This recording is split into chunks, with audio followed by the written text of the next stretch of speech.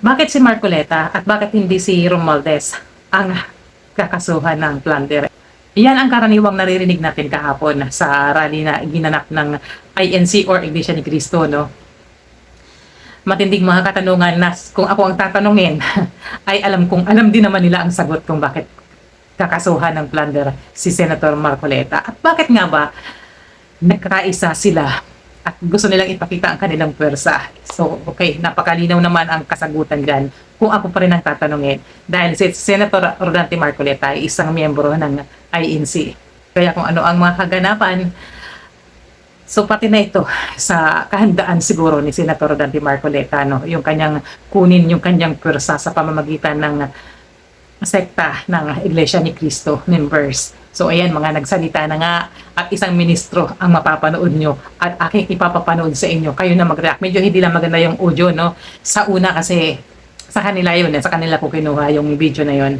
So alam kong alam nyo ang sagot at alam kong alam naman ni Senator Marcoleta ang sagot kung bakit siya kakasuhan ng plunder at indirect bribery. At higit sa lahat, hindi dapat nila kontrahin ang Office of the Ombudsman or si Boying Rimulya dahil ginagawa lang naman niya ang kanyang trabaho. So, alam na alam ni Senator Dante Marcoleta ang kasagutan. At alam na alam niya na hindi siya pinupunteriya. Siya ang may gawa nito sa kanyang sarili. So, ayan na guys, panoorin natin. Kayo na bahala mag-react. Mga kababayan, kakasuhan na raw po ng Ombudsman Rimulya si Senador Rodante Marcoleta. Ikakaso daw po ay indirect bribery, plunder, mga kasong mabibigat, mga kasong magkukulong sa isang inosenteng tao. Payag ba tayo doon, mga kababayan? Hindi! Hindi! Hindi! Meron pong napakalaking tanong. Bakit po si Marcoleta? Bakit ang nag-iimbestiga ang siyang kinakasuhan? Bakit ang naglalantad ng katotohanan ang siyang ilang pinag-iinitan? Hindi po ba't ang COMELEC mismo ang nag-absuelto kay Marcoleta sa isyong ito? Hindi po ba pinatunayan na ng COMELEC na walang nilabag na batas si Marcoleta at sa natanggap niyang pinansyal na tulong mula sa mga pribadong individual? Kung ang pagtanggap ng campaign funds ay basihan ng plunder, bakit si Marcoleta lang? At bakit hindi si former Speaker Martin Romualdez? Bakit hindi siya ang kasuhan ng plunder? Yayamang tila umamin na siya nang siya ay lumabas sa isang video at nagdamit pa sa ekutibo sa naganap na napaka-anomalyang flood control projects. Tila inamin na niya, nagdami pa nga siya sa executive department. Bakit po? Tila available ang naging kaso niya, samantalang si Marcoleta plunder agad. Mga kababayan, bakit hindi kasuhan ang ibang mga politikong sangkot sa pandarambong sa pondo ng DPWH? Ang dinambong nilang pondo ng DPWH ginamit sa kampanya ng ilang senador ngayon na nasa mayorya. Alam na alam nila kung sino sila, kaya takot na sila po ay maimbestigahan. Si Congressman Libisi po, may ebidensya. May sworn statement si Bersamin. Nariyan po ang mga ebidensya. Ngunit bakit tila bulag ang ombudsman sa mga ito? Bakit Pinoon Boying Rimulya? Bakit? Kaya mga kaibigan at mga kababayan, simple lang ang ating tanong. Bakit si Marcoleta? Alam niyo kung bakit? Sapagkat sila'y natatakot kay Marcoleta.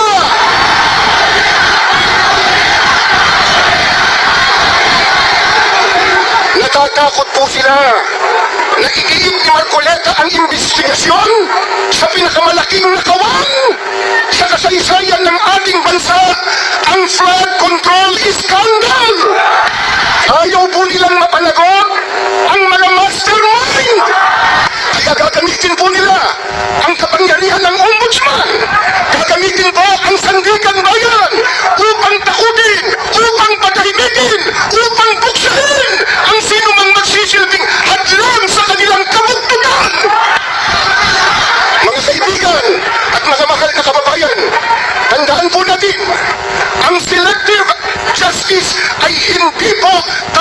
katotohanan. Ang selective justice ay injustice. Sobrang napakaiba yung kanilang pinaniniwalaan, ano? So, parang kabaliktaran talaga. Gusto nilang palbasin na yung kung ano na talaga yung iniisip ng mga propagandista na to na laban sa administrasyon. Yun na rin ang pinaninindigan ng grupo ng mga nagrally kahapon. No? Sobrang kakaiba. Talagang ayaw na ayaw nilang masambahan ng kaso si Senator Rodante Marcoleta at binibira na nila ngayon ng ombudsman at pinasaringan nila na rin nila yung pinakautak daw ng korupsyon. So alam naman natin kung sino ang tinutukoy ng mga ito na talagang pinubukol nila sa administrasyon or sa presidente. Bakit nga ba hindi si former House Speaker Martin Romualdez pa nakakasuhan at bakit bailable yung kanyang kasong isinampa kay former House Speaker Martin Romualdez? Isa lang naman ang sagot doon di ba?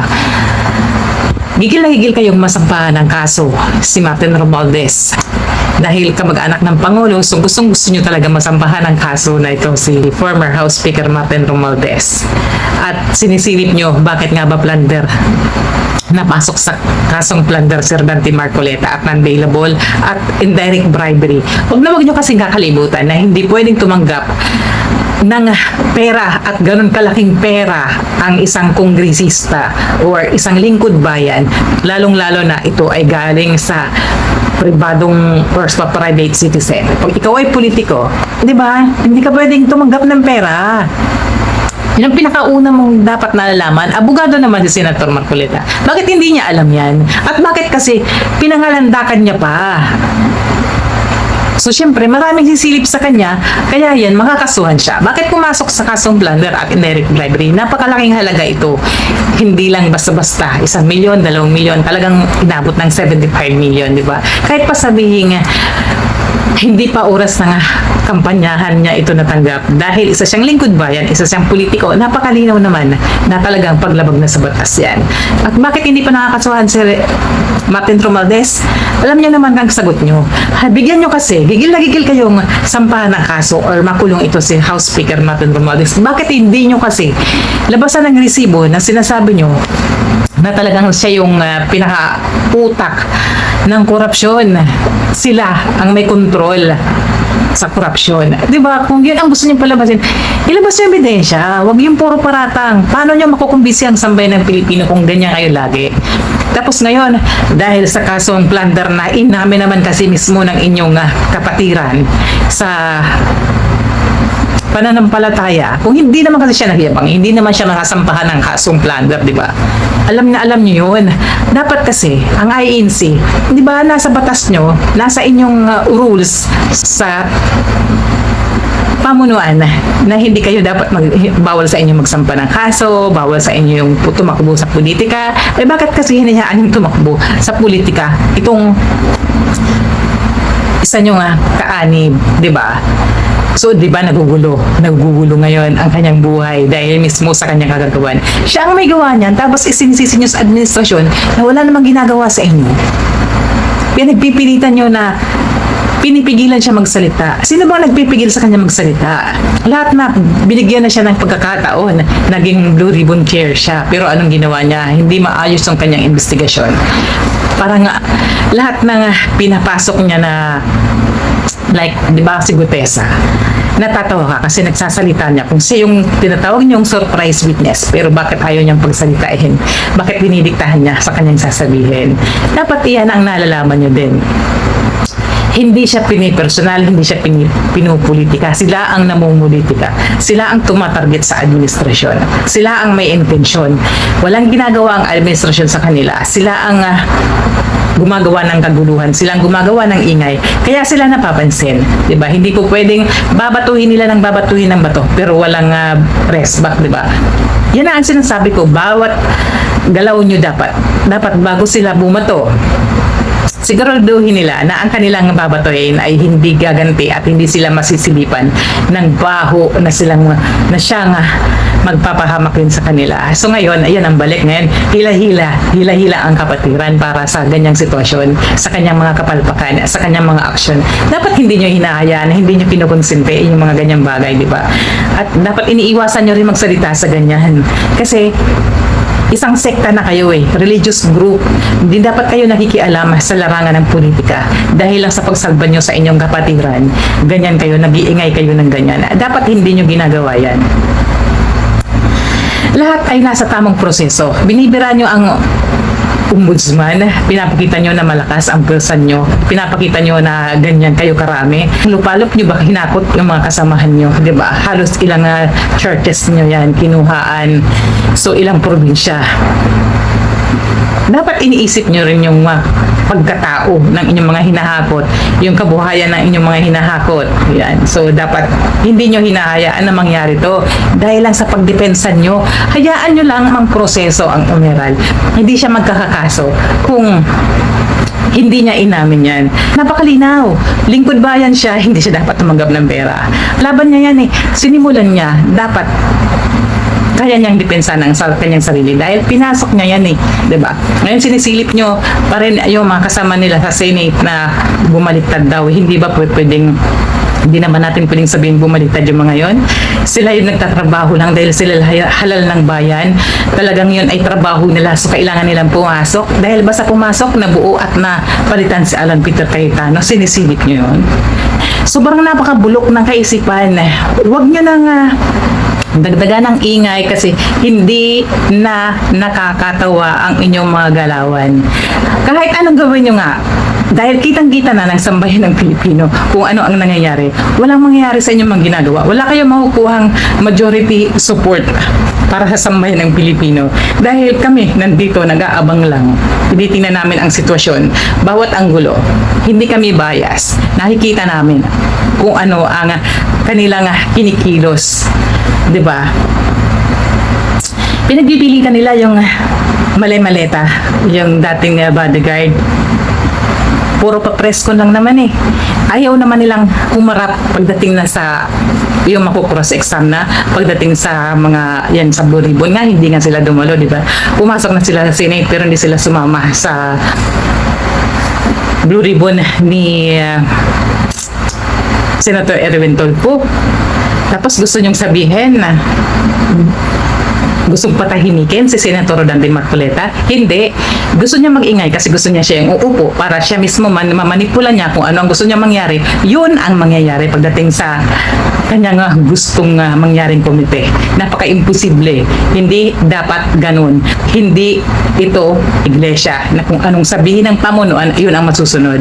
Nasa Senate tayo, hindi ito nasa loob ng sekta ng Iglesia ni Cristo. Hindi nyo kontrolado. So, halos lahat ng tao doon nakasama niya, lingkod bayan, na talagang sasagot at sasalungat sa kanyang mga galawan dahil hindi po pwedeng gusto niya lang mangyari ang masusunod. Yun ang nakikita namin bilang audience na nanonood sa araw-araw na galawan. Kaya wag niyong pagpilitan ang gusto niyo kasi napaka-imposible talaga. Napaka-imposible.